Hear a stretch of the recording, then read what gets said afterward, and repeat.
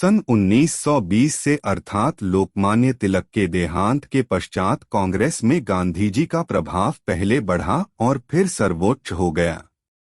जन जागरण के लिए उनकी गतिविधियां अपने आप में बेजोड़ थीं और फिर सत्य तथा अहिंसा के नारों से वे अधिक मुखर हुईं, जिनको उन्होंने देश के समक्ष आडंबर के साथ रखा था।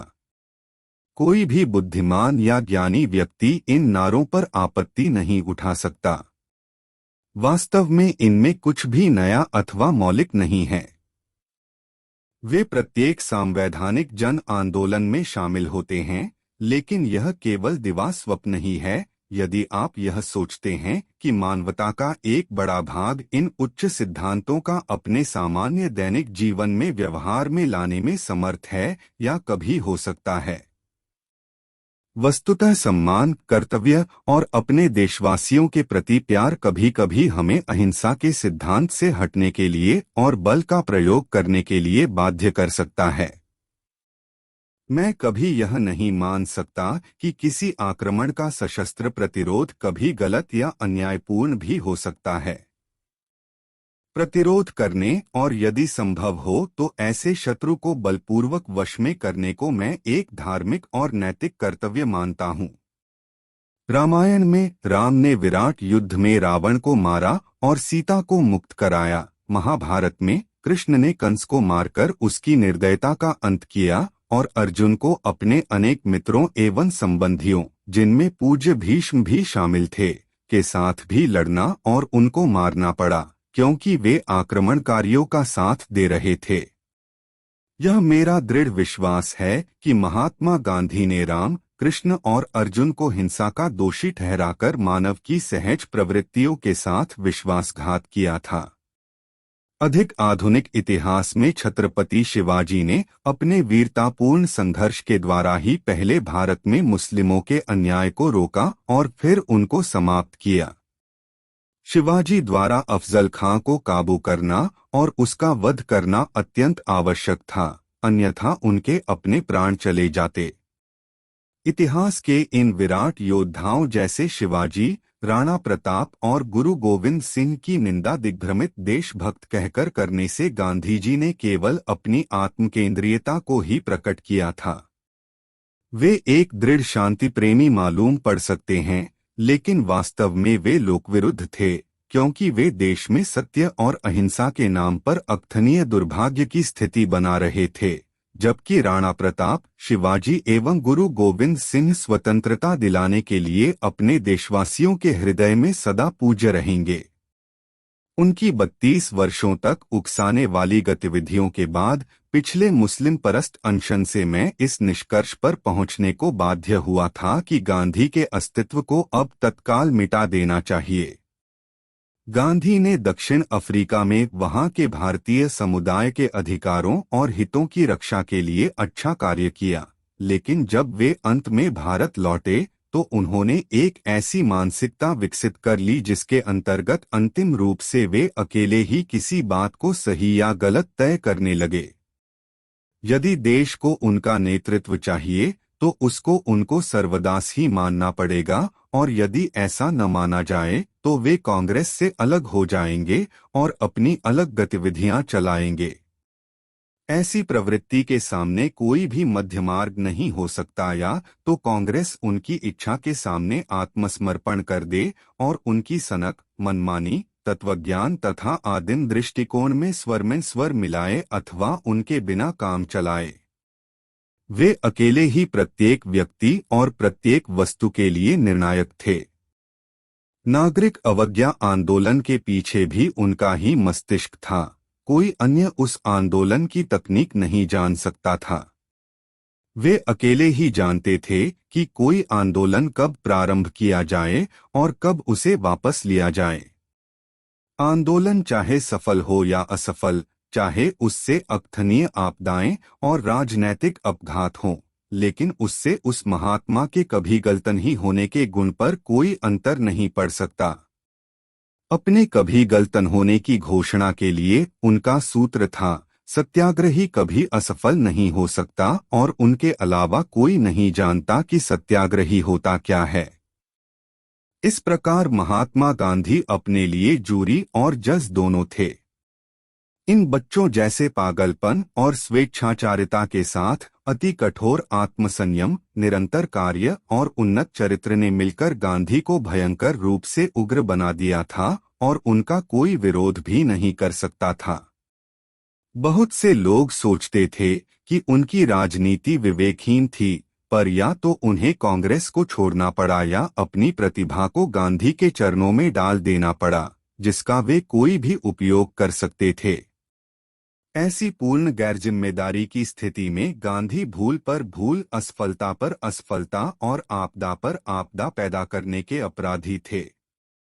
भारत की राष्ट्रभाषा के प्रश्न पर गांधी की मुस्लिम परस्त नीति उनकी हड़बड़ीपूर्ण प्रवृत्ति के अनुसार ही है।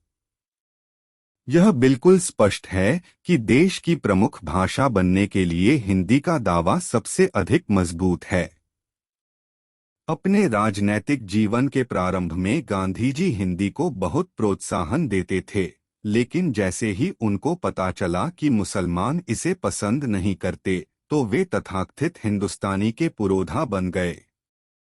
भारत में सभी जानते हैं कि हिंदुस्तानी नाम की कोई भाषा नहीं है, इसका कोई व्याकरण नहीं है और न इसकी कोई शब्दावली है। यह केवल एक बोली है जो केवल बोली जाती है, लिखी नहीं जाती। यह हिंदी और उर्दू की एक दोगली बोली है और महात्मा गांधी का मिथ्यावाद भी इसे लोकप्रिय नहीं बना सकता। लेकिन केवल मुस्लिमों को प्रसन्न करने की अपनी इच्छा के अनुसार उनका आग्रह था कि केवल हिंदुस्तानी ही देश की राष्ट्रभाषा होनी चाहिए। हालांकि उनके अंधभक्तों ने उनका समर्थन किया और वह तथाकथित भाषा उपयोग की जाने लगी। इस प्रकार मुस्लिमों को खुश करने के लिए हिंदी भाषा के सौंदर्य और शुद्धता के साथ बलात्कार किया गया। उनके सारे प्रयोग केवल हिंदुओं की कीमत पर किए जाते थे। अगस्त 1946 के बाद मुस्लिम लीग की निजी सेनाओं ने हिंदुओं का सामूहिक संहार प्रारंभ किया। तत्कालीन वायसराय लॉर्ड वेवेल ने इन घटनाओं से व्यथित होते हुए भी भारत सरकार कानून 1935 के अनुसार प्राप्त अपनी शक्तियों का उपयोग बलात्कार, हत्या और आगजनी को रोकने के लिए नहीं किया। बंगाल से कराची तक हिंदुओं का खून बहता रहा, जिसका प्रतिरोध हिंदुओं द्वारा कहीं कहीं किया गया। सितंबर में बनी अंतरिम सरकार के साथ मुस्लिम लीग के सदस्यों द्वारा प्रारंभ से ही विश्वासघात किया गया, लेकिन सरकार के साथ जिसके वे अंग थे, जितने अधिक राजद्रोही और विश्वासघाती होते जाते थे, उनके प्रति गांधी का मोह उतना ही बढ़ता चला जाता था। लॉर्ड वेवेल को त्यागपत्र देना पड़ा क्योंकि वे इस समस्या को हल नहीं कर सके और उनकी जगह लॉर्ड माउंटबेटन आए, जैसे नागनाथ की जगह सांपनाथ आए हों। कांग्रेस ने, जो अपनी देशभक्ति और समाजवाद का दंभ किया करती थी, गुप्त रूप से बंदूक की नोक पर पाकिस्तान को स्वीकार कर लिया और जिन्ना के सामने नीचता से आत्मसमर्पण कर दिया। भारत के टुकड़े कर दिए गए और 15 अगस्त 1947 के बाद देश का 1/3 भाग हमारे लिए विदेशी भूमि हो गई। कांग्रेस में लॉर्ड माउंटबेटन को भारत का सबसे महान वायसराय और गवर्नर जनरल बताया जाता है। सत्ता के हस्तांतरण की आधिकारिक तिथि 30 जून 1948 तय की गई थी, परंतु माउंटबेटन ने अपनी निर्दयतापूर्ण चीरफाड़ के बाद हमें 10 महीने पहले ही विभाजित भारत दे दिया।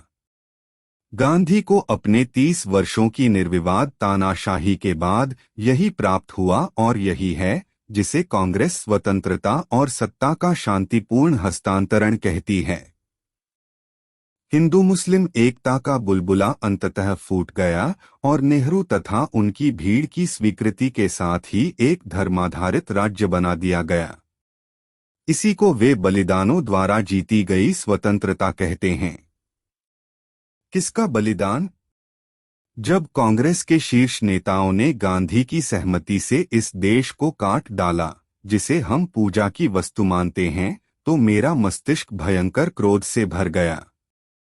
गांधी ने अपने आमरण अनशन को तोड़ने के लिए जो शर्तें रखी थीं, उनमें एक दिल्ली में हिंदू शरणार्थियों द्वारा घेरी गई मस्जिदों को खाली करने से संबंधित थी। परंतु जब पाकिस्तान में हिंदुओं पर हिंसक आक्रमण किए गए, तब उन्होंने उसके विरुद्ध एक शब्द भी नहीं बोला और पाकिस्तान सरकार अथवा संबंधित मुसलमानों को इसे रोकने के लिए कुछ नहीं किया। गांधी इतने चतुर तो थे ही कि वे जानते थे कि यदि उन्होंने अपना आमरण अनशन तोड़ने के लिए पाकिस्तान मुसलमानों पर कोई शर्त रखी, तो उनको शायद ही कोई मुसलमान ऐसा मिलेगा जो उनकी जिंदगी की जरा भी चिंता करेगा, भले ही आमरण अनशन में उनके प्राण चले जाएं। इसी कारण उन्होंने अनशन तोड़ने के लिए जानबूझकर मुस्लिमों पर कोई शर्त नहीं लगाई। वे अपने अनुभव से अच्छी तरह जानते थे कि जिन्ना उनके अनशन से बिल्कुल भी विचलित या प्रभावित नहीं थे और मुस्लिम लीग गांधी की आत्मा की आवाज का कोई मूल्य नहीं समझती। गांधी को राष्ट्रपिता कहा जा रहा है। यदि ऐसा है तो वे अपने पिता जैसे कर्तव्य को निभाने में पूर्णतः असफल रहे, क्योंकि उन्होंने उसके विभाजन की स्वीकृति देकर उसके साथ विश्वासघात किया। मैं साहसपूर्वक कहता हूं कि गांधी अपने कर्तव्य में असफल हो गए। उन्होंने स्वयं को पाकिस्तान का पिता होना सिद्ध किया। उनकी अंदर की आवाज, उनकी आत्मिक शक्ति, उनका अहिंसा का सिद्धांत, जिनसे वे बने थे, सभी जिन्ना की लौह इच्छा के सामने चरमरा गई और वे शक्तिहीन सिद्ध हुए। संक्षेप में, मैंने स्वयं विचार किया और समझ गया कि यदि मैं गांधी को मार दूंगा तो मैं पूरी तरह नष्ट हो जाऊंगा। लोगों से मुझे केवल घृणा ही मिलेगी और मैं अपना सारा सम्मान खो दूंगा, जो कि मेरे लिए जीवन से भी अधिक मूल्यवान है। लेकिन इसके साथ ही मैंने यह भी अनुभव किया कि गांधी जी के बिना भारत की राजनीति अधिक व्यावहारिक तथा प्रतिरोधक्षम होगी तथा सशस्त्र सेनाएं भी अधिक बलशाली होंगी। निस्संदेह मेरा अपना भविष्य पूरी तरह खंडहर हो जाएगा, लेकिन राष्ट्र पाकिस्तान के आक्रमणों से बच जाएगा। लोग भले ही मुझे मूर्ख या पागल कहेंगे, लेकिन राष्ट्र उस रास्ते पर बढ़ने के लिए स्वतंत्र हो जाएगा, जिसको मैं सुदृढ़ राष्ट्र निर्माण के लिए आवश्यक समझता हूँ। इस प्रश्न पर पूरी तरह विचार करने के बाद मैंने इस संबंध में अंतिम निर्णय कर लिया, लेकिन मैंने इस बारे में किसी से भी कोई बात नहीं की। मैंने अपने दोनों हाथों में साहस भरा और 30 जनवरी 1948 को बिरला हाउस के प्रार्थना स्थल पर गांधी जी के ऊपर गोलियां दाग दी।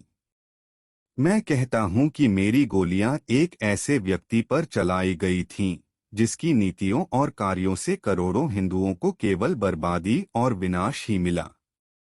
ऐसी कोई कानूनी प्रक्रिया नहीं थी जिसके अंतर्गत उस अपराधी को सजा दिलाई जा सकती, और इसीलिए मैंने वे घातक गोलियां चलाईं।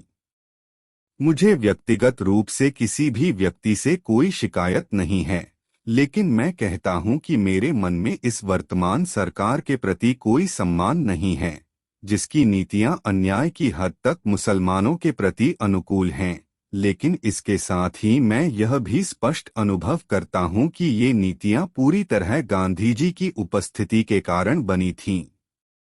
मैं बहुत खेद के साथ कहना चाहता हूं कि प्रधानमंत्री नेहरू भूल जाते हैं कि उनके उपदेश और कार्य कई बार एक दूसरे के प्रतिकूल होते हैं। जब इधर-उधर वे कहते हैं कि भारत एक पंथनिरपेक्ष राज्य है, क्योंकि यह ध्यान रखना आवश्यक है कि पाकिस्तान के पंथधारित देश की स्थापना में नेहरू ने प्रमुख भूमिका निभाई थी और उनका कार्य गांधी जी द्वारा लगातार मुस्लिमों का तुष्टीकरण करने की नीति द्वारा सरल बन गया था।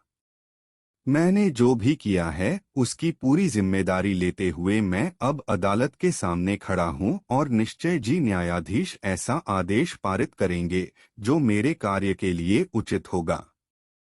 लेकिन मैं यह अवश्य कहना चाहता हूं कि मैं अपने ऊपर कोई दया नहीं चाहता और न मैं यह चाहता हूं कि कोई अन्य मेरे लिए किसी से कोई दया याचना करे।